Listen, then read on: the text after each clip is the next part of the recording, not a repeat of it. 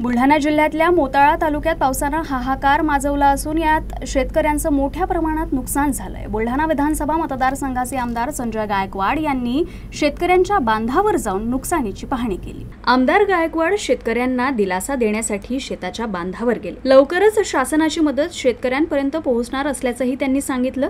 तर प्रशासनास तात्काळ पंचनामे करण्याचे आदेश सुद्धा संजय गायकवाड यांनी दिलेत। सगळ्या शेतकऱ्यांचा सर्वे करण्याचा प्रयत्न म्हणजे 100% आम्ही करणार। अनेक शेतकऱ्यांच्या डोळ्यामध्ये आता मी पाणी पाहिलं आणि त्यांना असं वाटून आलं की आमचं सगळं उद्ध्वस्त झालं।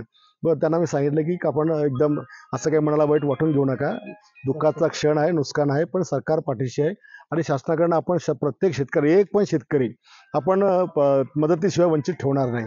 त्याच्यामुळे आमचे सगळे कर्मचारी प्रामाणिकपणे जातील। जिथे माणूस जाऊ शकत नसेल तिथे ड्रोनने आपण त्याचे हे करू, पंचनामे करू, पण शेतकऱ्यांना 100% मदतीचा प्रयत्न करू।